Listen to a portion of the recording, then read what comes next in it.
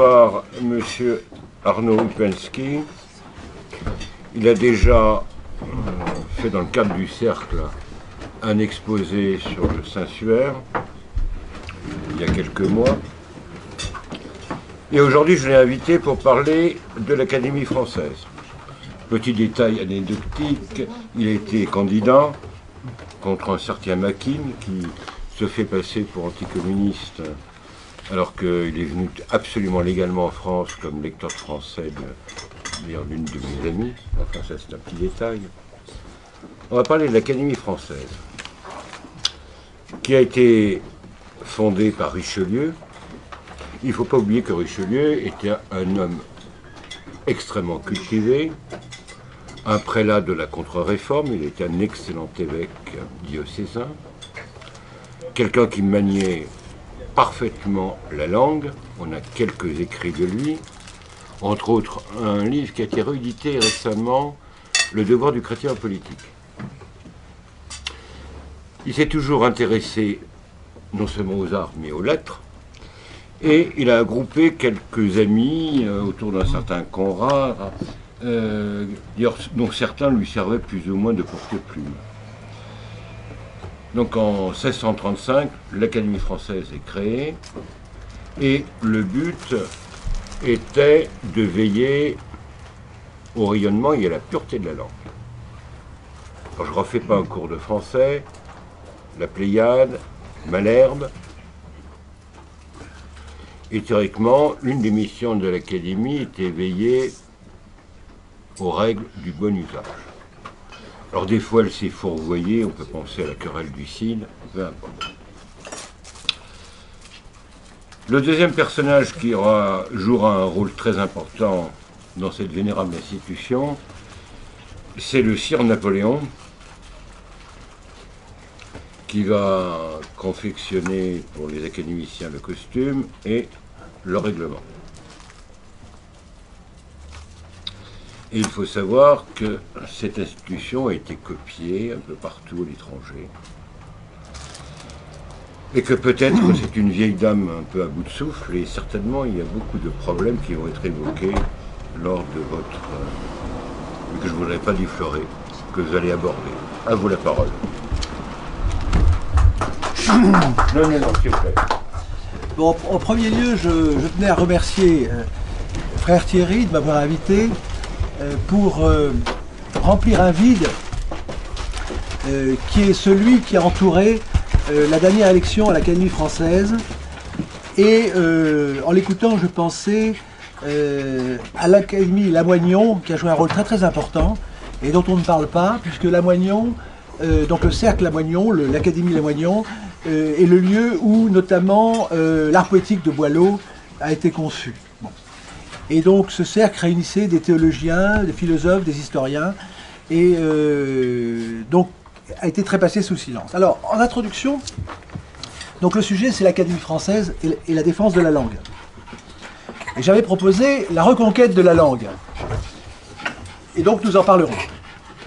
Donc ce que je souhaitais, c'est placer cette heureuse rencontre sous l'égide du traité du Grand ou du Sublime et des modernes de René Rapin. C'est-à-dire que nous allons poursuivre un but qui a un rapport avec le sublime. Et j'ai bien entendu ce qu'a dit le frère Thierry sur la question de l'usage, la pureté, le bon usage, le rayonnement. Et donc c'est important, c'est de bien comprendre tous les enjeux qui sont derrière avec cette vieille dame, qui sont les vrais enjeux. Je suis là pour vous donner le dessous des cartes. Bon.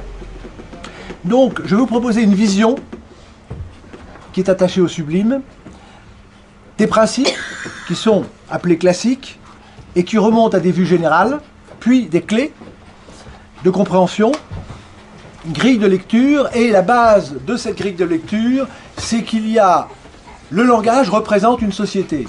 Donc dans un livre que j'ai ici, pour ceux qui s'intéressent, s'appelle La tête coupée, la parole coupée, donc j'explique bien que ce qui est fait dans le langage se traduit dans la société. Un exemple célèbre, c'est le « Qu'est-ce que le tiers-état » Dieu sait yes.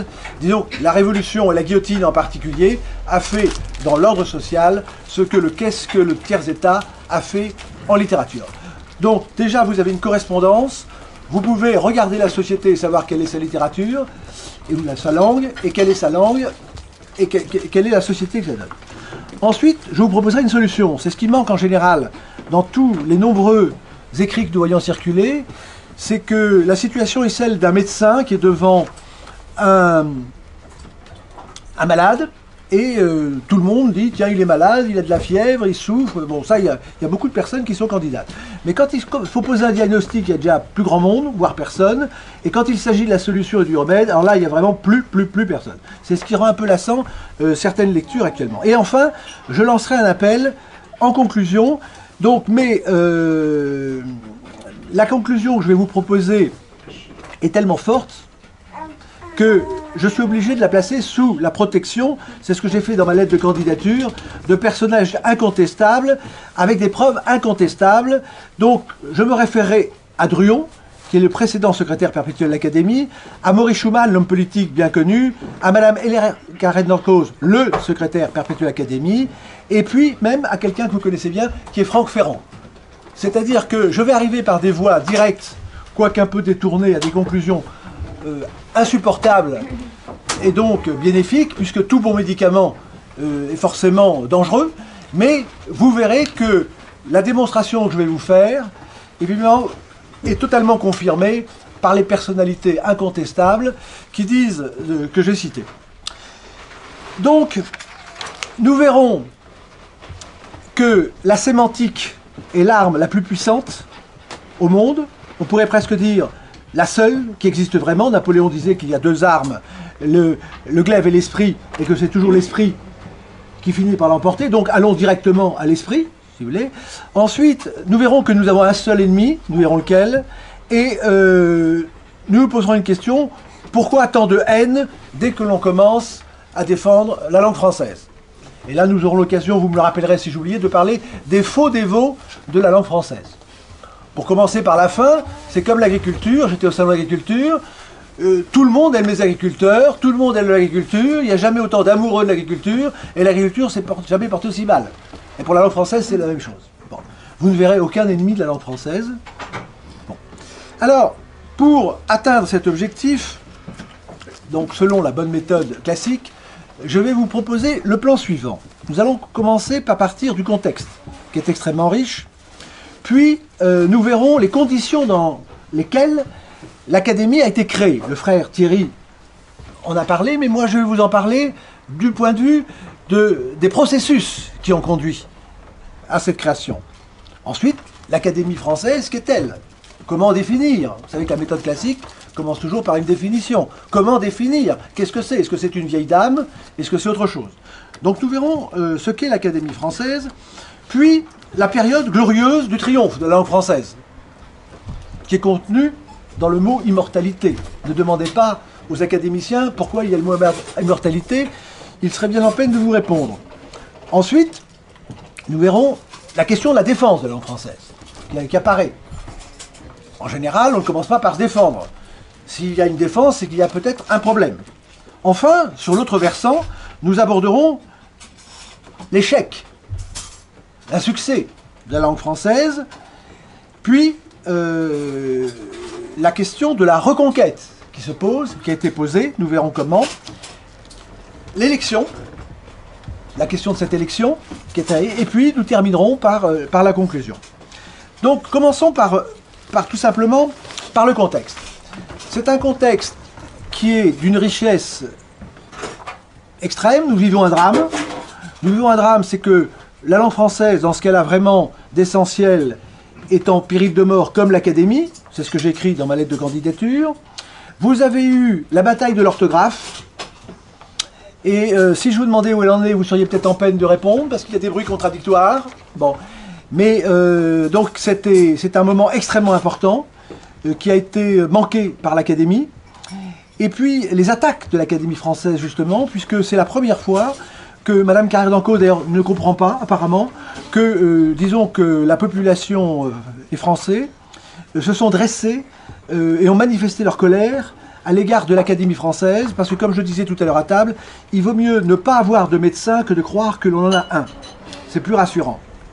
L'élection, la censure de cette élection, puisque la couverture médiatique, je vous en parlerai, a été inexistante en positif, c'est-à-dire qu'il y a eu un espace qui a été occupé pour que ce qui devait se dire n'ait pas été dit. Et puis, le contexte actuel, c'est cette cacophonie, c'est cet excédent de langage, partout, tout le monde parle, tout s'exprime, c'est, dit-on, la liberté d'expression, mais la liberté d'expression, c'est la liberté quand même de dire quelque chose.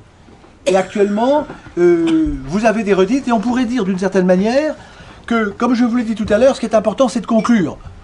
Et un des messages que je voudrais vous faire passer, c'est que le classicisme, le classique, est la seule manière d'inventer et de conclure. Et quand vous avez abandonné les méthodes, les outils classiques qui remontent évidemment aux Grecs et aux Romains, eh bien vous avez un langage qui n'existe plus. Et j'ose cette comparaison. On peut dire que la cohue féodale est troupe de ligne, ce qu'est actuellement la cacophonie à la pensée. Bon. C'est-à-dire que quand vous prenez l'art militaire, eh bien vous voyez qu'effectivement certaines inventions ont permis effectivement de triompher. Et ce dont je voudrais vous parler, c'est pas tant de la défense du problème à la française, c'est de la manière de reconquérir, évidemment, ce terrain qui a été perdu. Et je vais vous poser une question d'introduction, parce que ça nous mènera à la conclusion. J'ai mon idée. Qui a lu ce livre, La défaite de la pensée, d'Alain Finkielkraut? Vous l'avez lu? Ah, et vous aussi? C'est important. Alors, je l'espérais pas tant, mais puisque vous avez lu, est-ce que vous pourriez, mais vous n'êtes pas obligé si ça prend un peu trop de temps, me dire ce qui est à retenir? Quelle est la conclusion? Alors, en ce qui me concerne, très franchement, je l'ai lu à plusieurs reprises et je trouve que c'est un livre sans aucun intérêt. C'est une réponse. Sans aucun intérêt, et je ne pourrais même pas vous en parler parce qu'il ne dit rien. C'est un titre magnifique. Mais il n'y a rien dedans. Et alors pourquoi l'avez-vous relu plusieurs fois? Pour essayer de... Parce que je me méfie souvent de moi-même, je suis un peu dur, et j'essaie quand même de... Je me dis s'il a été édité chez Gallimard, etc., il y a peut-être quelque chose. Bon. Or, très honnêtement, il n'y a rien. Bon. Eh bien écoutez, bravo, là vous avancez, il y a peut-être quelque chose. Mais nous en parlerons. Et vous, éventuellement, est-ce que...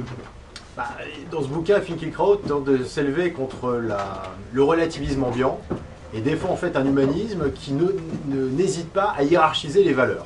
Il considère, je crois qu'il y a une phrase où il explique en gros, pour un populiste russe de la fin du 19e, Shakespeare vaut moins qu'une paire de bottes. Alors, bon, on y reviendra peut-être tout à l'heure, mais si nous sommes dans le sujet, qu'est-ce que la pensée? Comment conclure? Et que voulait-il vraiment dire? Peut-on le savoir? Et comment faire cet exercice qui n'est plus fait nulle part? C'est l'analyse littéraire, la critique littéraire. Il n'y a plus de critique littéraire. Voilà. Bon. Mais merci en tout cas et bravo, parce que quel courage, quel courage. Bon. Alors, excusez-moi, pourquoi dites-vous que c'est du courage? Non, écoutez. Ben vous savez, relire plusieurs fois un livre dans lequel on pense qu'il n'y a rien, c'est quand même, c'est la santé. C'est peut-être de la santé. Voilà, c'est peut-être de la santé. Excusez-moi, soyons précis. Soyons précis. Alors, nous allons donc, ce contexte, je vous l'ai décrit, c'est un contexte qui est absolument dramatique, parce que, comme je vous l'ai dit, ce qui est dans le langage se traduit dans la société, et lorsque vous avez, mon thème favori, la tête coupée, effectivement, ben, tout le reste va mal, puisque c'est de la tête que par le reste, et le logiciel, peut-on dire, l'unité arithmétique et logique qui fait fonctionner une personne, évidemment, c'est la langue. Et donc, si vous voulez détruire quelqu'un, vous détruisez son langage, et si vous voulez, au contraire, le ressusciter, eh bien, vous ressuscitez sa langue.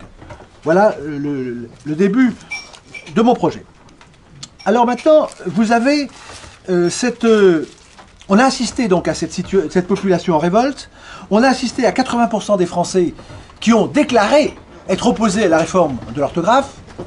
Et, vous l'avez noté probablement, c'était sur le site Atlantico, 87% de ceux qui n'ont pas de diplôme, ce qui prouve que les diplômes n'arrangent rien, sont encore plus opposés que les autres à la réforme de l'orthographe. Donc c'est une vague immense sur laquelle il fallait aller plus loin. C'est ce que j'ai proposé à Madame Carrère d'Encausse, et ceci n'a pas été suivi. Voilà. Alors, ce que je voulais dire également, donc, il y a ce contexte. Dans ce contexte, il y a mon action. C'est-à-dire que, pour ceux qui me connaissent, il y a donc déjà bien des années, dans les années 70, je me suis opposé à la réforme des mathématiques modernes. Ce n'est pas mon objet de vous en parler, mais il y a eu la destruction du cerveau scientifique qui a été opérée à cette époque, d'où la crise actuellement. J'avais annoncé avec d'autres membres mathématiciens que dans 30 ans nous aurions une crise. On a détruit en gros les outils de la connaissance, qui sont la curiosité, qui sont la démonstration, et nous avons maintenant un ministre qui nous dit qu'on s'ennuie à l'école. Vous commencez à le comprendre, aucun de mes élèves ne s'est jamais ennuyé avec moi. Bon. Alors, il y a un divorce entre le pouvoir et la population, vous le savez, et donc je me retrouve, c'est ce qui est assez grisant d'une certaine manière pour moi, dans la situation de la réforme des mathématiques modernes. Mais bien plus difficile, nous allons le voir. C'est-à-dire que quand j'appelais évidemment la presse, parce que j'étais très médiatisé, les plus jeunes d'entre vous doivent le rappeler, dans les années 80, donc je passais régulièrement, j'étais ce qu'on appelle un marronnier, dès qu'il y avait quelque chose à dire sur la réforme des maths, la sélection par les maths, la crise des... Donc on m'appelait, et donc j'avais toujours une oreille attentive, parce que j'avais affaire ou à quelqu'un qui aimait les maths, donc je lui disais ce qu'il fallait lui dire, ou quelqu'un qui avait été un sinistré dans les maths, et je lui disais c'est dramatique. Donc j'avais écrit 2 livres, La perversion mathématique pour les uns, et puis Clé pour les mathématiques pour les autres. Donc on est dans cette situation dans laquelle la langue française n'est ni de droite ni de gauche, en principe. C'est l'apanage commun, donc tout le monde doit défendre la langue, puisque comme je l'ai dit, la langue, c'est l'outil qui nous permet de penser, et si la langue se porte mal, c'est dramatique. Mais les Français qui se sont soulevés contre la réforme de l'orthographe ont bien senti que c'était une révolte contre la destruction de la langue et de leur dignité. Et ça, nous en parlerons. Que c'est une perte d'identité, c'est même perdre, d'une certaine manière, la perte de l'identité totale, puisque c'est la perte de la pensée. Donc c'est le support de l'identité. Donc ils ont manifesté qu'ils étaient attachés viscéralement donc, à leur langue, et nous sommes devant une crise de la langue, qui est une crise de la culture, qui est une crise de la civilisation, et donc ce à quoi j'invite, c'est une révolution de la langue, c'est-à-dire une révolution politique. Nous avons une révolution de la langue, effectivement, qu'il s'agit évidemment d'inverser. Alors, donc, ce que je vais vous dire dans le domaine, maintenant, le plus important, c'est de comprendre le miracle de la langue française. C'est-à-dire que Madame Carrère d'Encausse répète, c'est toutes choses qui sont dites, du mystère de l'Académie. C'est de quoi le mystère de l'Académie? Bon, ça repose sur le miracle de la langue française. Parce que tout le monde dit il faut préserver la langue. Qu'est-ce que ça veut dire? Qu'est-ce que ça veut dire? Qu'est-ce que ça veut dire? C'est ce que nous allons voir. Bon. Alors, donc maintenant, l'Académie française, je ne vais pas vous faire l'historique, ça serait un petit peu long, mais elle est le résultat du miracle français, d'une certaine manière. C'est-à-dire que la France, vous le savez, joue un rôle très essentiel, on peut dire le premier rôle, d'une certaine manière, dans la civilisation moderne. Aucun pays sur une map monde ne peut occuper la place de la France. C'est pour ça que c'est l'ennemi préféré de l'axe anglo-saxon, parce que la France représente, pour des raisons historiques, le réceptacle de tous les éléments de civilisation depuis les Grecs. Bon.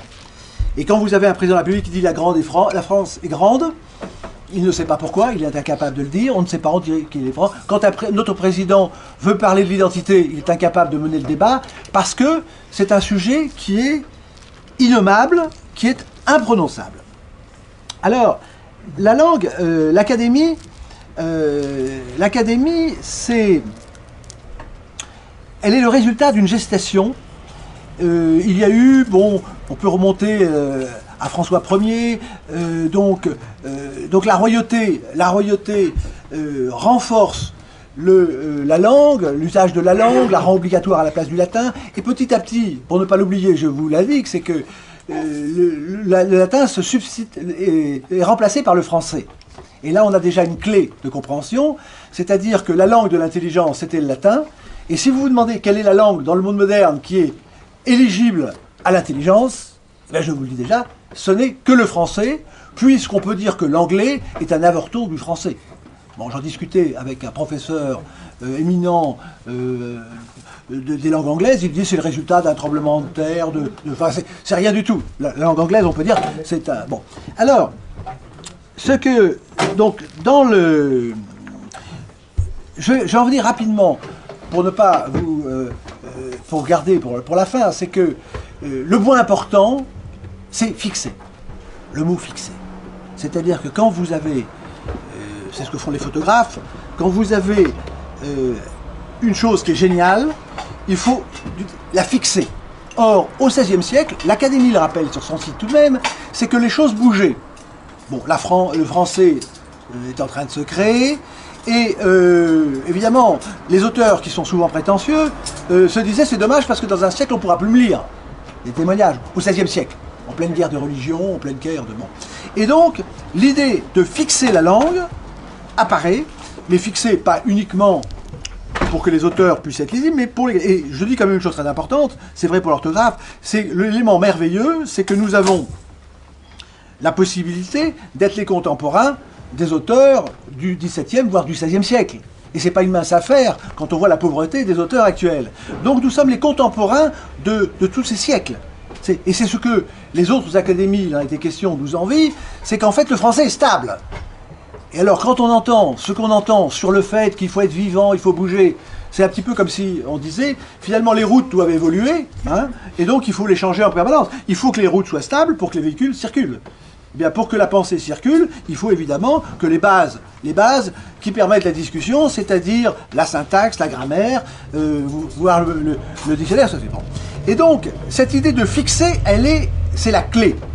Alors évidemment, vous avez un certain nombre d'académiciens complexés, que je connais, qui se croient obligés de dire, madame, bon, qui se croient obligés de dire, mais nous sommes très libéraux, nous ne sommes pas opposés au changement, nous ne sommes pas du passé, c'est une phrase de madame Carrère d'Ancos. Alors on ne peut pas à la fois se recommander de Richelieu et dire qu'on n'est pas du passé. Mais en quoi sommes-nous du passé?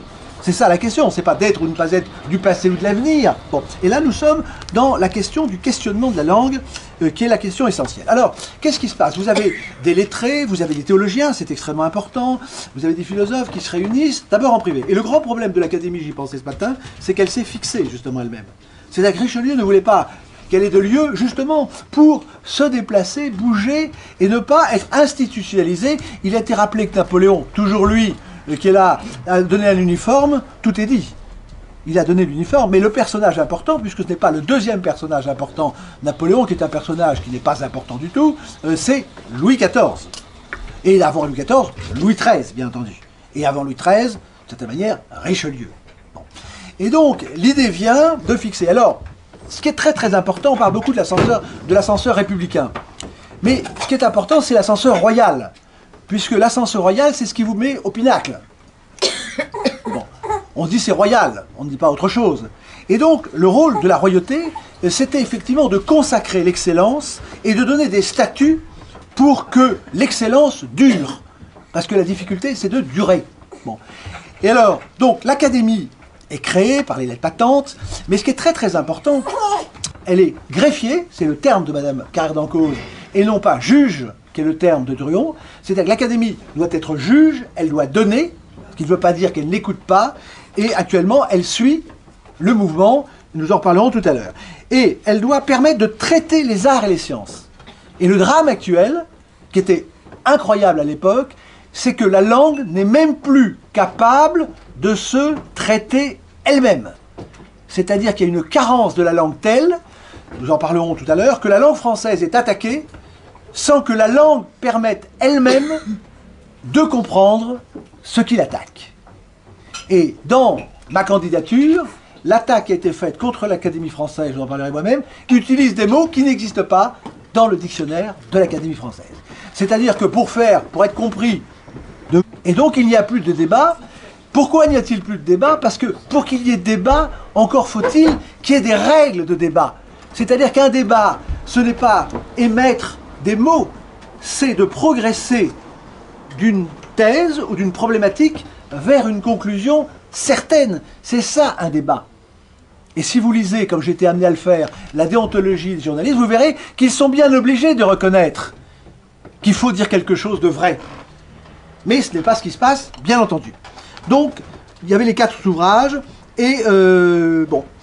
Et donc, alors, voici la base donc, de la fonction de l'Académie française. Et alors, on vous dit, c'est ce qui est dit, je suis désolé de la citer, c'est Madame Cardancause, qui dit que l'Académie doit suivre l'usage.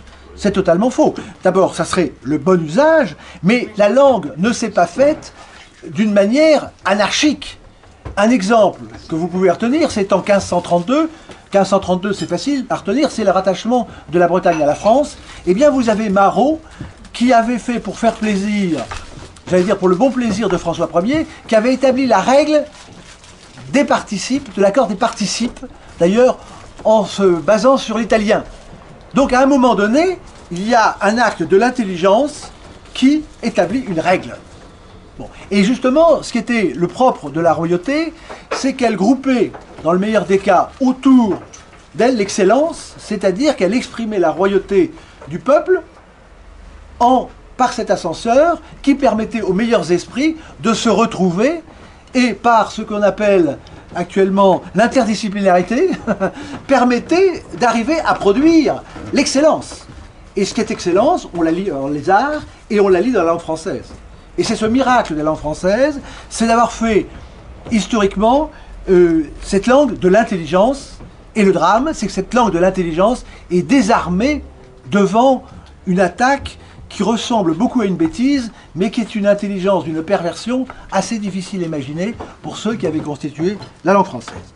Alors, vous avez donc ce triomphe de la langue française, vous en connaissez l'histoire, évidemment, et donc c'est tout à fait, c'est un projet fou à l'immortalité, et Louis XIV, par son rayonnement solaire, projette finalement la gloire de la langue française, et cette capacité qui avait été établie par les meilleurs esprits à travers le monde entier, et plus que la langue française, à partir du traité de Rastatt en 1714, devient la langue des cours des meilleurs esprits. Et je tiens à dire, pour ne pas l'oublier, parce que là encore, certains académiciens ont dit qu'il fallait que le peuple s'exprime dans la langue française.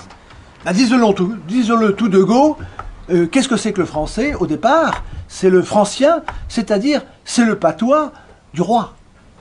C'est-à-dire que vous voyez le chemin franchi, au départ, c'était un pur patois, mais comme ceux qui connaissent la vigne par une greffe, eh bien par la greffe de l'intelligence sur ce patois, cela a donné la langue de l'intelligence, et je le dis tout de suite, qui est le latin des modernes. L'ambition de l'immortalité, c'est que le latin était la langue de l'immortalité. Je vous rappelle que plus que millénaire. Bon. Et le français doit remplacer, donc il faut qu'il soit immortel pour permettre à tous les esprits et à l'intelligence dans le monde entier de communiquer, de s'exprimer et de participer à l'excellence. Bon. Et donc, la langue française, comme le dit d'une manière extraordinaire Maurice Druon, il dit que la langue française a résisté à Waterloo, elle a résisté à Sedan, mais elle n'a pas résisté à Verdun. Et donc ça veut dire que cette langue, qui était la langue universelle reconnue universellement, a été trahie en 1919, merci pour ceux qui sont morts, par un certain Clémenceau, que l'on appelait l'English. Et là, vous avez une figure extrêmement importante à comprendre. C'est qu'on ne pense pas la même chose dans une langue et dans une autre. Je sais qu'il y a des financiers parmi vous, j'ai connu un financier qui me disait, quand je pose mon problème financier en anglais ou en français, je n'ai pas le même résultat. C'est-à-dire que de même que quand vous regardez une statue, c'est la statue qui vous sculpte, eh bien quand vous utilisez une langue, c'est la langue qui vous imprime ces valeurs. Et comme le dit Ferdinand Bruno, comme le traité de Versailles a été constitué en anglais, donc pensé en anglais, puis traduit en français en anglais, eh bien, elle a donné un résultat favorable aux Anglais. C'est-à-dire que le simple fait de faire un traité dans une langue, c'est au profit de cette langue, et derrière cette langue, vous avez évidemment la défaite de la langue française qui a conduit, comme chacun sait, à la Deuxième Guerre mondiale. C'est-à-dire que il est capital de traiter dans sa langue, et sa langue, évidemment, c'est l'arme absolue. Alors, donc ça, tout ceci, c'est le triomphe de la langue française. Et je dirais juste deux choses sous cet angle pour vous montrer la relation ontologique nécessaire entre la langue et les résultats politiques économiques. C'est que vous avez, pendant la Fronde, vous avez la langue qui est totalement chahutée. C'est-à-dire que la langue va à contre-pied toutes les règles. Et lorsque Louis XIV revient, donc et à partir de 1660, l'ordre se rétablit, comme le classicisme. Vous avez, avant la Révolution, vous avez le langage qui devient, qui est perverti. Vous avez dans les années 17, sous l'influence de Dubarry, vous avez le roi qui commence à parler grossièrement et le dauphin qui utilise des gros mots. Et ça va conduire. Donc vous avez des signes. Et là, actuellement, il faut savoir lire les signes de la destruction de la langue française qui amène la destruction de l'économie, des positions dominantes, de la richesse, de la culture et du pays. Alors nous arrivons maintenant à la défense. À la défense de la langue française. Alors, effectivement, si vous allez sur le site de l'Académie, bon, dans mon métier d'audit, j'ai toujours exercé pensez la manière suivante, vous regardez si une institution a des règles, et puis vous voyez si elle applique. Bon, l'Académie se présente comme défendant la langue française. Bon. Et je vais quand même donner une définition qui était de Maurice Druon, quand même importante, c'est que Maurice Druon disait « L'Académie est l'expression la plus haute de l'identité de la nation, et comme l'incarnation de la France, c'est une idée qui nous appartient maintenant de faire vivre. » Or, si vous prenez les derniers crus de l'Académie française, vous prenez les trois derniers candidats qui ont été élus, eh bien, si vous considérez que le renouvellement d'une académie, c'est le renouvellement des cellules, si vous constatez que vous remplacez les cellules saines éventuellement par des cellules cancéreuses, vous avez compris la finalité bon. Est-ce que quelqu'un d'entre vous a suivi, en deux mots, la dernière élection et pourrait dire quelle est la caractéristique du dernier élu qui était Andrei Makine? Bon, là, c'est une question que nous pouvons voir. Alors, nous continuons maintenant sur la suite. C'est que, pour aller maintenant, vous avez cette défense. Alors, pour être juste, bien entendu, il faut dire que l'Académie a posé un certain nombre de faits à partir de... Il y avait Maurice Druon, dont nous parlerons, qui était l'ancien secrétaire perpétuel, mais après l'élection de Mme Carré-Dancause, donc Mme Carré-Dancause, l'Académie, sous son égide, si je peux dire, a émis évidemment des signaux disant que les choses n'allaient pas. Le 6 avril 2000, il y a une déclaration de l'Académie qui a été citée par la presse, mais tous ces faux dévots de la langue française sont restés sans voix. Sa déclaration parlant de la politique d'amoindrissement des filières littéraires, qui depuis 2 décennies sont sur le point de parvenir à éliminer presque complètement de notre enseignement la connaissance et le goût de la littérature. Vous vous rendez compte, le 6 avril, l'Académie, c'est sur le site, énonce cette chose, on ne peut plus inquiétante, éliminer presque tellement. Et il est dit que maintenant, la langue française et ses outils sont des ennemis à détruire. Vous vous rendez compte? Donc vous avez ces déclarations qui sont faites et qui sont bien faites. Là, l'Académie a eu raison, bien entendu, de lancer ce cri d'alarme. Pas de réponse. Alors comment peut-on dire? Toutes ces institutions, vous connaissez, qui défendent la française, les associations, etc. Rien. Aucun plan d'action derrière. On vous annonce que le Titanic est en train de couler et rien ne se passe. Mais ensuite, le 21 mars 2002, il y a eu la déclaration sur le rôle des genres.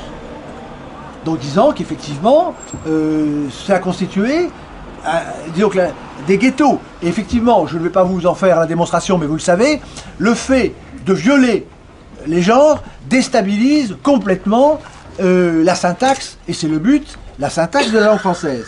Mais il y a eu autre chose aussi, une autre déclaration de Mme Carré-Dancause, c'est de dire que dans le plus grand secret, alors le mot secret est important, nous en parlons tard, dans le plus grand secret, chemine l'idée qu'il doit y avoir 2 enseignements maintenant. L'enseignement réel de la littérature, c'est-à-dire le contenu, et puis pour les autres, les esclaves des tuyaux pour les perroquets. C'est hallucinant, mais quel est le plan d'action? Bon, que doit-il faire? Alors je vous rappelle quand même une chose importante, c'est qu'effectivement, l'Académie est inséparable de la royauté. Elle est inséparable. Alors on pourra dire de la politique. Et Madame Carré d'Encausse, dans son livre des siècles d'immortalité, rappelle toujours, il y a un rapport, et Pélisson, le premier historien de l'Académie, a bien dit que le sort de la langue française serait le sort de l'État. Très inquiétant, le sort de l'État, l'avenir de l'État. Bon. Et donc, le protecteur de l'Académie, le premier protecteur royal, c'était Louis XIV. Et le président actuel de la République est le protecteur de l'Académie. Ça en parler. Or, que fait-il? Que fait-on? Et donc là, vous avez une haute trahison, la plus haute trahison, qui est la trahison sur la langue, c'est que là, les choses sont claires, c'est ni de droite ni de gauche.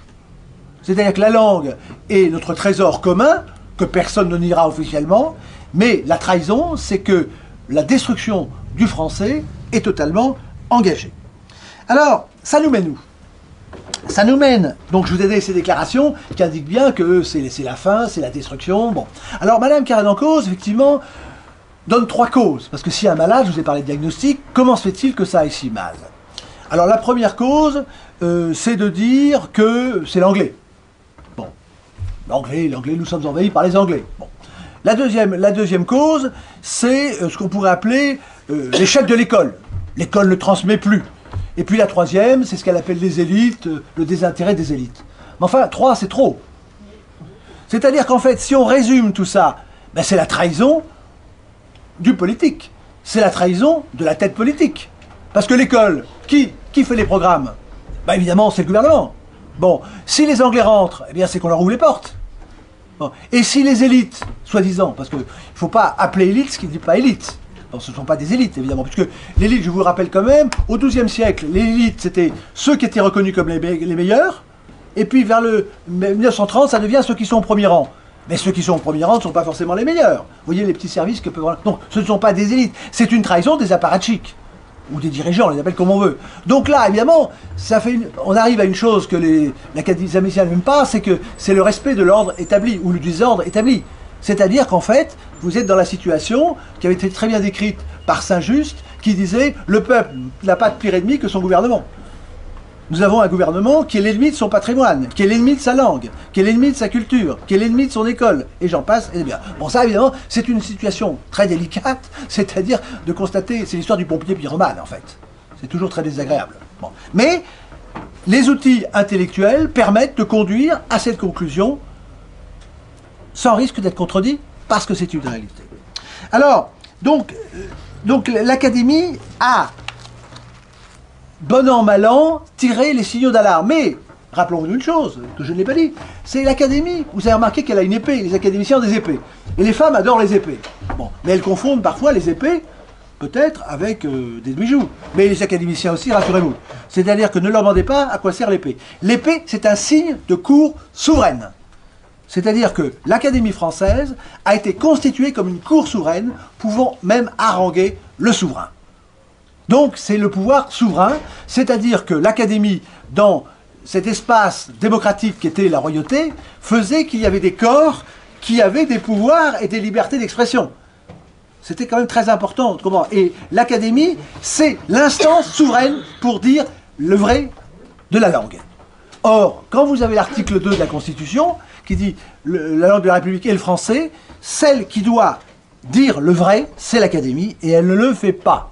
J'ai fait une saisine de l'Académie française, c'est là que je suis rentré dans cette aventure pour le mot mariage, et je dois dire que j'ai fait une saisine, alors ce qui est amusant, parce qu'il faut être un peu drôle parfois, c'est la tragicomédie, il faut les deux, parce que la tragédie donne de la grandeur à la comédie, et la comédie fait respirer.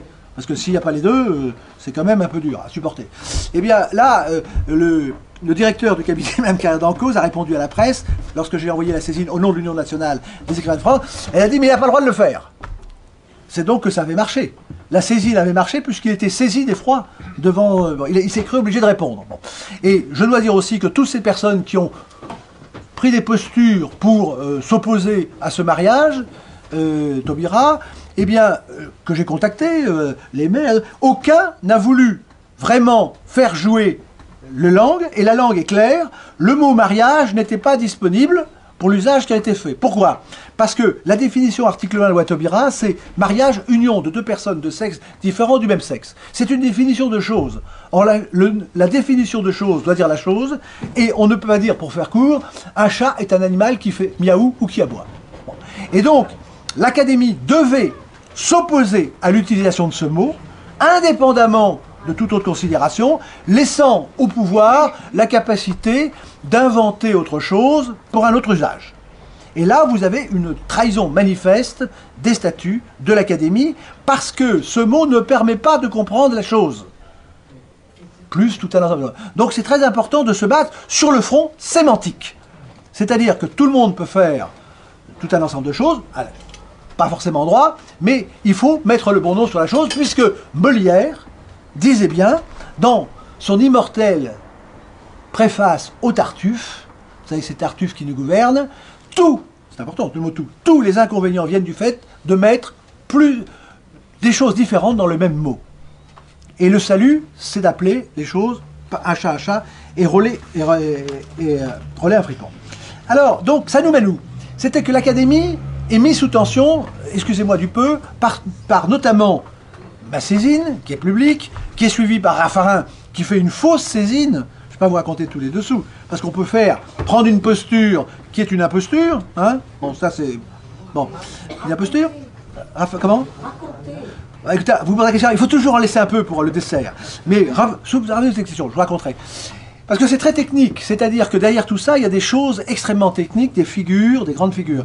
Et la population s'insurge, notamment, et déjà l'Académie est mise sous tension en disant « Que faites-vous? Que faites-vous » Et donc ça nous amène où? Ça nous amène le 5 décembre 2013, Madame Carrère d'Encausse, donc poussée par tout un ensemble de pressions, fait un discours extrêmement important, qui est un discours pour un appel solennel à la reconquête de la langue française.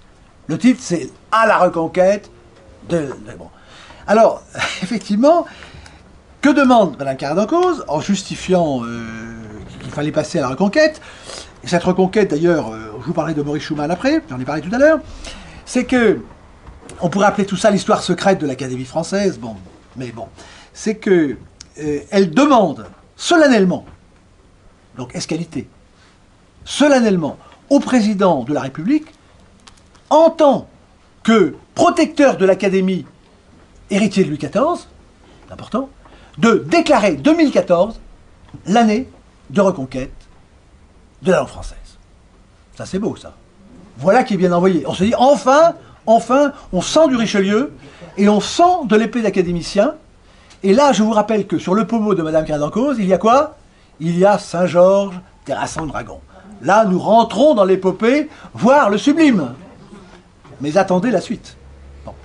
2014 se passe, Malbrouck ne revient pas. Bon. C'est-à-dire que rien. Alors c'est quand même hallucinant. Parce que quand on passe au plan symbolique, que l'institution responsable de la défense de la langue française appelle au secours son protecteur. Le mot protecteur veut dire protéger. Et que le protecteur ne fasse rien, c'est une rupture de l'axe politique et de l'axe sémantique. Donc là, je n'ai pas besoin de vous faire de dessin, c'est on ne peut plus, c'est la désertion, c'est la trahison totale, c'est on peut mettre le mot que l'on veut, mais c'est, si vous voulez, la fin de le français, la langue de la République. Parce que si la République ne reconnaît plus la langue française, nous allons parler, comme la royauté reconnaissait, c'est qu'il y a un divorce total, c'est une révolution, pour employer le terme, c'est une révolution. Alors là, évidemment, ce qui est très intéressant, c'est que Madame Carrère d'Encausse n'a pas rendu public la non-réponse, et que personne, sinon moi-même, si je peux dire, n'a répondu jamais à cet appel. Puisque c'est au nom de cet appel que j'ai présenté ma candidature en 2014. Avant que l'année soit échue. Avant le terme échu, comme on dit. Bon. Mais alors, l'histoire continue, et vous avez les attentats de Charlie Hebdo. Et là, il y a un petit problème. Le président de la République va à la Sorbonne, parce qu'il faut toujours des lieux. La Sorbonne, c'est encore Richelieu. faut toujours, la République n'est bien que dans les ordres de la royauté. Bon, sinon, ce qui est très important, et vous poserez la question si vous voulez, c'est savoir d'où vient la légitimité. Or, si à Versailles, vous avez l'institution la plus haute de la République, qui est le Congrès, ce n'est pas par hasard. C'est parce que c'est bien Versailles qui confère la légitimité à cette institution de la République. Il faut bien comprendre le fonctionnement du symbolisme. C'est dans ce sens-là que ça fonctionne. Eh bien, le 21 janvier, que se passe-t-il? François Hollande, qui lit son texte, dit « Il faut reconquérir les territoires perdus de la langue parce qu'une certaine jeunesse n'est plus capable de comprendre les valeurs de la République. » Pour faire court. Donc là, c'est un constat qui est quand même extrêmement symbolique et important, c'est que la République a besoin, pour que l'on comprenne ses valeurs, que vous connaissez, de comprendre la langue française, qui est la langue du roi, nous y viendrons. Et donc, ce discours est excellent, si je peux dire, est excellent, mais quel est le plan derrière? Et à l'époque, j'ai annoncé publiquement que ce ne serait pas suivi des faits. Parce qu'il n'est pas possible, ce n'est pas le plan actuellement de destruction de la langue, de restaurer la langue. Et ça ne manque pas, vous avez la réforme des lycées et l'Académie française qui joue son rôle, parce qu'il faut quand même, il y a le plus et le moins comme dans un bilan, mais elle joue son rôle, elle ne peut pas faire autrement d'ailleurs, et elle déclare que la réforme des lycées, des collèges, pardon, est un mauvais coup encore porté à la langue.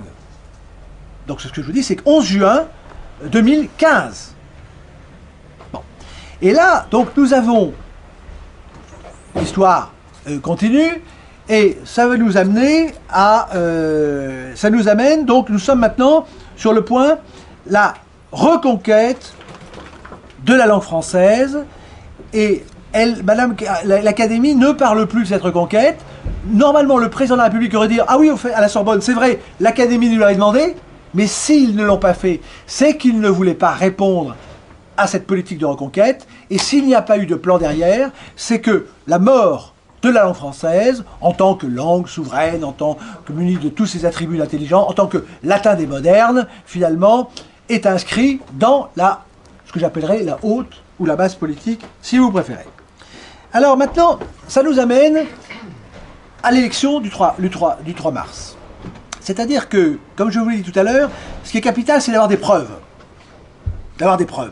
Est-ce que l'Académie remplit son rôle? Pas, peu ou prou. Or, l'élection à l'Académie française, c'était le moyen de savoir, finalement, si enfin l'Académie allait être en accord avec elle-même ou voter contre elle-même. Donc, j'ai présenté ma candidature, je vous la joue courte, c'est-à-dire que pour créer cette publication en masse, rien. Rien. Alors que j'ai quand même validé à l'intérieur de l'Académie le fait que cette lettre était, excusez-moi du peu, parfaite par rapport à la situation. Bon. Eh bien, donc, le jeu des médias, ça a été... bon, il y avait des candidatures multiples qui sont apparues, des tas de gens qui sont arrivés, si vous voulez. Je ne porte pas de critique, chacun fait ce qu'il veut. Mais ce qui est assez important, c'est que les médias sont focalisés sur la candidature d'un jeune Valentin, qui se présentait à l'Académie, quelle audace, à 15 ans, il voudrait être président. Enfin, bon, personne n'a dit qui il était vraiment, parce que c'est l'homme qui arrive. Je ne vais pas faire une comparaison des obligeantes, mais enfin c'est un petit peu comme les médaillés du Salon de l'Agriculture. Il a plus de 10 prix, il est à peine arrivé en France, il se trouve avec 1 million de ventes, traduit en 40 pays, bon, et enseigné à l'école. Tout de suite. Donc c'est quand même assez étonnant. Alors qui est André Machin? Pourquoi a-t-il été choisi? Évidemment, il fallait un candidat totalement lisse pour présenter aux académiciens pour qu'il n'ait plus qu'à dire Amen. Bon. Eh bien, qui représente-t-il? Il représente le candidat de l'éducation nationale. C'est-à-dire que d'un côté, vous avez l'Académie qui vous dit que le système éducatif détruit, un système qui est totalement détruit, qu'il faut battre. Et de l'autre côté, on vous élit, si vous voulez, le candidat de l'éducation nationale, parce qu'il représente quoi? Il représente le modèle du migrant. Et quand vous interrogez Machin, André Machin, il vous dit, c'est l'homme qui vous dit, il y a autant de langues françaises que de grands écrivains. Donc c'est une langue pour chacun, une langue pour tous, bon. Et il le dit lui-même, alors il est un peu hésitant, c'est qu'il n'est plus russe, il n'est pas reconnu par les Russes. Son succès à l'Académie française n'a pas été médiatisé en Russie, parce qu'il considère que sa présentation, il a une présentation de la Sibérie qui est carton-pâte. Et quand vous lisez, je dis simplement le début parce que j'ai pris la peine de le lire. Bon, effectivement, ce qui est extraordinaire, c'est qu'il parle au début d'une petite pomme. Alors il introduit, je crois qu'on est obligé de dire que c'est un faiseur. Moi j'ai fait ça quand j'étais plus jeune. Vous prenez des mots dans le dictionnaire, vous prenez des mots et vous dites des choses qui sonnent bien. Et si vous avez un lecteur cultivé, il s'y reconnaît. Et c'est un procédé commercial que j'ai bien connu. Hein, vous faites entendre. Et ce qu'il dit, il parle de la petite pomme au début. Alors il dit, en Sibérie, les femmes, elles savent très bien que quand elles sont flashées, c'est photo. Moi j'ai jamais vu une femme flashée, sauf peut-être en voiture. Bon, eh bien, pour être flashée, il faut qu'elles disent petite pomme, et que ça les rend féminines. Alors, moi j'ai essayé, petite pomme, c'est amusant, mais ça n'existe pas. Donc ce qui est important aussi, c'est de savoir qu'il se présente c'est un homme apatride. Il suffit de lire, il le dit. C'est-à-dire qu'il dit, sa patrie c'est la littérature. Donc c'est même pas la littérature française. Ce n'est même pas la langue. Et dès qu'il a été élu, il est allé au micro pour dire, il ne faut pas avoir peur d'être traditionnel et classique. Mais il n'est ni l'un ni l'autre. Voyez donc, cette machine médiatique. Bon, mais alors, juste à l'Académie, vous avez eu 55% d'abstention. Bon, vous avez eu seulement 12 votants réels. Mackie en a eu 15. Et j'en ai eu 2, ce qui est un exploit, puisqu'il y a eu un tir de barrage des médias qui ont voulu, qui ont écrit, donc c'est le point de M. François Pinault, qui est bien connu à Versailles pour son, disons que les œuvres de G.F. Cons, si vous voulez, qui qui a juste fait une publication le matin même du 3 mars, en disant si l'Académie, s'il y a un seul académicien ose voter pour Upinski, c'est donc qu'il y a un courant complotiste à l'Académie. Alors c'est très intéressant parce que ça pourrait être évidemment un motif d'annulation, si je peux dire, en termes électoraux. C'est-à-dire que c'est l'utilisation d'un mot qui n'existe pas dans le dictionnaire pour empêcher l'Académie de voter pour le candidat de la reconquête de la langue française. C'est-il pas beau? Eh bien, on en est là. C'est-à-dire que, si vous voulez, nous sommes tombés dans des médias de caniveau, mais au service d'une politique, si vous voulez, qu'on ne peut pas qualifier de caniveau, puisque c'est une politique de destruction. Voilà. Alors, maintenant, nous pourrions commenter là. Donc, c'est l'État. Alors, ceci dit, dans l'Académie, ça veut bien dire qu'il y a, si on regarde ce qu'il y a derrière, les appels que j'ai eus, il y a tout un ensemble d'académiciens, effectivement, qui sont prêts à repartir à la conquête de la langue française, je tiens à le dire. Il y a le côté négatif et le côté positif. Mais là, ça a été une sorte d'électrochoc sur l'Académie qui a été faite en disant tous ces candidats ne sont pas sérieux, nous vous présentons quelqu'un qui a tous les prix, qui a tous les sacrements, votez pour lui, sinon vous allez le déconsidérer et vous allez voir, on va vous traiter en isme avec des mots que vous ne connaissez même pas. Parce qu'il faut voir, quand j'en ai parlé à l'Académie, la réponse dit mais ce mot n'existe pas. Eh oui, mais ça n'existe pas, mais il y a des balles. On a déjà vu des balles qui n'existaient pas, qui tuent. Et donc c'est un défi que je vais lancer maintenant, parce que, vous savez, c'est comme au tennis, il faut faire toujours un retour. C'est évidemment de poser cette question, de cette problématique de l'Académie qui ne donne pas aux Français les moyens linguistiques, sémantiques, pour lutter contre ce terrorisme culturel, ce terrorisme qui empêche le fonctionnement du cerveau. C'est-à-dire, on en est. Et donc, je renvoie au statut de l'Académie, qui doit fixer les règles certaines permettant de traiter de tous les sujets, y compris de la langue, y compris de ce qui est le plus important, c'est l'hospitalité. Alors, pour conclure, toutes ces choses, donc vous voyez, nous sommes dans la situation d'un gouvernement qui est l'ennemi de sa langue, qui détruit sémantiquement sa population, comme son patrimoine, d'ailleurs. C'est-à-dire que, et alors, ces choses sont tellement difficiles que je voudrais terminer par deux choses. Pour vous montrer le génie dont on parle de la langue française, l'excellence et du fait que le monde entier, comme on dit, a besoin de la langue française. Et je voudrais vous parler, dire deux mots du classicisme et des débats qu'il y avait à l'Académie de Lamoignon, où vous avez l'art poétique de Boileau qui a été fait. Alors, ce qu'il faut dire, c'est que le classicisme, justement, parce que les gens disent c'est classique, c'est habillé classique, bon, tout est dénaturé actuellement, y compris le débat des anciens et des modernes. Je ne vais pas vous en parler maintenant, c'est le problème, mais le débat des anciens et des modernes a été totalement falsifié. Bon. Mais je vous en dirai deux mots si vous posez des questions, mais je termine par ces points. C'est que, donc, la notion, donc ce que fait le classicisme, c'est qu'elle dit que le vrai et la notion de beauté est attachée à la substance de la chose. C'est-à-dire qu'il n'y a pas un mot d'un côté et puis un sens d'un autre. C'est que la vérité est attachée à la substance. C'est-à-dire que est beau, une chose est belle lorsqu'elle réalise pleinement son essence. C'est ça le classicisme. C'est de dire que la beauté de l'œuvre littéraire lui doit être intérieure et qu'elle ne peut se résumer à des ornements ajoutés. Bon, donc, je ne vais pas... Ce qu'il faut comprendre, c'est qu'il y a ce débat extraordinaire, c'est que l'esthétique classique est d'une rigueur essentialiste. Bon. Et elle s'inquiète du fait, à l'époque de la fin du règne de Louis XIV, que finalement, c'était les ornements qui remplaçaient la vérité, la grandeur et l'élévation. Bon. Donc, et c'est là que l'on arrive à la question du sublime, mais disons, l'idée c'est du classicisme, c'est qu'il ne suffit pas de respecter les règles, les convenances, il faut rendre la vérité. Et c'est tout le problème actuellement de la littérature, dans laquelle la vérité a été abandonnée, et l'idéal de l'écrivain, c'est la vérité. Alors, juste un mot sur la querelle des anciens et des modernes, c'est que Bossuet, dans sa conférence faite, donc, dans la fameuse Académie de Lamoignon, a fait une conférence sur la poésie biblique. Et ce qui est très important, c'est que si on considère, comme on nous le fait considérer, que les modernes ont toujours raison sur les classiques, sur les anciens, qu'est-ce que ça voudrait dire? C'est que, juste un coup de projecteur théologique ou religieux, c'est que les anciens, c'était les païens. Les modernes, c'était les catholiques. Les anciens, si on traite des Romains, ou même de la démocratie grecque, bon, c'était la démocratie et la République. Enfin, je schématise. Tandis que les modernes, c'était la royauté de Louis XIV.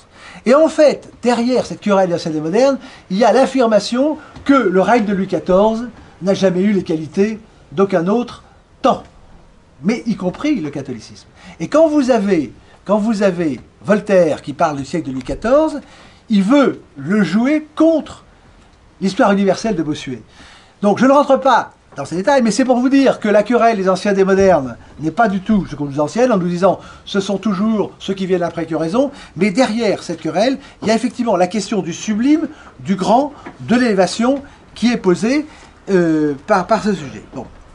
Alors, et ce que disait quand même Boileau, je tiens à vous le dire, parce que le camp des anciens, c'était représenté par Boileau et par Racine. Or, Boileau, Boileau refusait à la religion chrétienne toute valeur de beauté. C'est un contresens absolu. Donc, tout ça pour vous dire que la simplification. Alors maintenant, la conclusion. C'est que, je vais vous citer quelques positions de personnages, en particulier Maurice Druon, qui, vous savez, qui venait de la Résistance, donc c'est une personnalité tout à fait incontestable, et qui arrivait à des conclusions qui sont tout à fait étonnantes. Et il vous disait, Maurice Druon, il pose la question de la crise actuelle, et il dit, les démocraties seraient-elles impuissantes à faire prévaloir les valeurs de la culture et de la civilisation dont elles se réclament? Je répète, les démocraties seraient-elles impuissantes à faire prévaloir les valeurs de la culture et de la civilisation dont elles se réclament? Donc c'est un combat sur les valeurs, c'est une question que se posait Druon et qui se pose actuellement. C'est qu'on voit que ce régime, qu'il appelle démocratie, mais est-ce vraiment une démocratie, si vous voulez, est destructeur des valeurs dont elles se réclament. C'est-à-dire que vous avez actuellement un gouvernement qui se réclame de la langue française et qui détruit la langue française.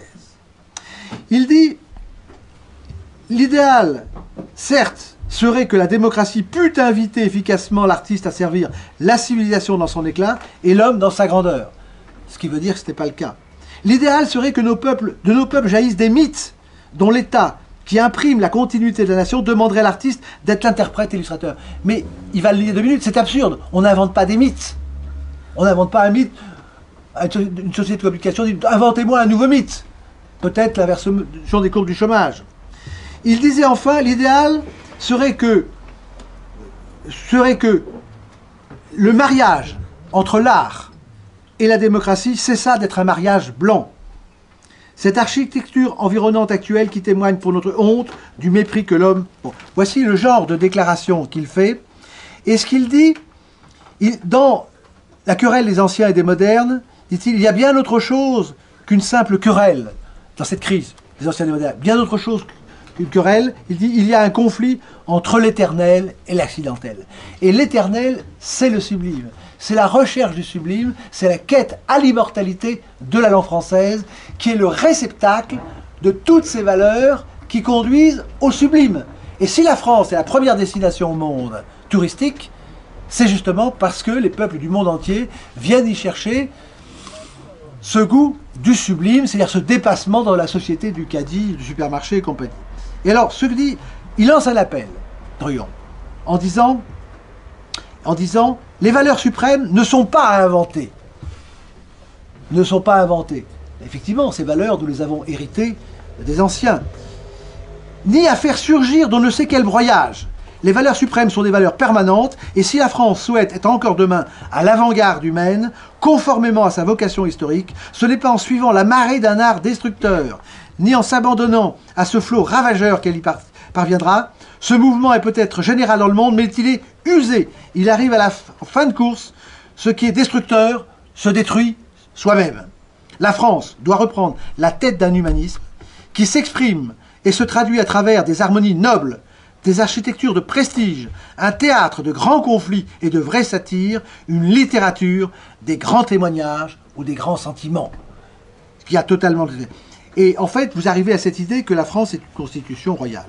Donc maintenant, la question, c'est de remettre le peuple, si je peux dire, à la tête du pouvoir. Mais que veut dire le peuple? Et c'est justement ce que nous apprend la langue française. Le peuple n'est pas une masse informe, c'est une pyramide d'excellence. Alors, je terminerai maintenant par Franck Ferrand. Alors, simplement, je vais citer quand même Maurice Schumann, qui disait, en substance, le temps est fini pour l'Académie d'être un cénacle d'héritiers. Il faut maintenant forger les armes de la reconquête de la langue française. Maurice Schumann. Donc c'est bien, c'était il y a 40 ans. Il y a 40 ans. Donc c'est l'appel de Maurice Schumann. Il y a l'appel de Maurice Druon. L'appel de Maurice Schumann. Et maintenant, je vais citer Franck Ferrand, qui l'a très bien dit, ça sera ma conclusion. C'est que, donc Franck Ferrand est une personnalité incontestable et agréable à entendre. Sur le linceul de Turin, il a fauté, mais à tout péché, miséricorde. Eh bien, Franck Ferrand a fait une déclaration extrêmement, c'était sur Figaro Vox, il y a un an, extrêmement importante, parce qu'il traduit, avec son talent, on peut dire, l'âme populaire, l'opinion, la volonté générale, oserais-je dire. Quel sabir, dit-il, est-ce là? Quel étrange baragouin! Comment ne pas songer le cœur serré au verbe perlé du général de Gaulle, à la langue si nette de Pompidou, au phrasé un peu guindé de Valéry Giscard d'Estaing, aux formules toujours ténues de François Mitterrand, au parler savoureux encore de Jacques Chirac. Hélas, comme Nicolas Sarkozy avant lui, François Mitterrand semble avoir choisi de mépriser le français. On se prend à chercher les motifs d'un tel relâchement. En effet, sauf à croire le président frappé de sénilité précoce, ou une déficience intellectuelle, c'est fort, dit-il. Il faut imaginer un projet derrière cette affectation de nullité. Disons alors, si le dessein caché de M. Hollande est de nous préparer à je ne sais lequel abandon, il est grand temps d'y mettre le haut là. Ça, c'est l'appel de Franck Ferrand. Donc, et ça, c'est de dire de telles choses, évidemment, c'est ce qui a conduit le point de François Pinault à menacer du mot complotiste l'Académie française. C'est-à-dire chercher à comprendre, ce n'est pas... c'est chercher à désobéir. Et il continue. C'est nous préparer, il est grand temps... Mon message tient un peu de mots, dit Franck Ferrand. Cette langue, monsieur, est notre patrimoine commun. Ses beautés appartiennent à tous ceux qui s'en donnent la peine. Elle est la dernière fierté des petits, l'ultime trésor des pauvres. Faites donc en sorte de ne pas trop l'abîmer, s'il vous plaît. Et en fait, la réforme de l'orthographe, c'est la goutte d'eau qui a fait déborder le vase. Le pas a été franchi.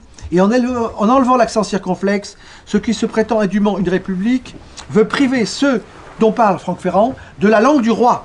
C'est-à-dire que la dignité qu'ils ont, la langue française, c'est la langue du roi. Et le paradoxe, c'est que, à partir du rapport Grégoire, les patois devaient être exterminés. C'est-à-dire que la langue du peuple ce qui se dit République a détruit la langue populaire. Elle a imposé aux Français la langue du roi. Et les Français sont très fiers, peuple souverain, d'avoir la langue du roi. Et maintenant, ce qui se joue, c'est que cette dite République veut enlever au peuple la langue du roi en la dégradant.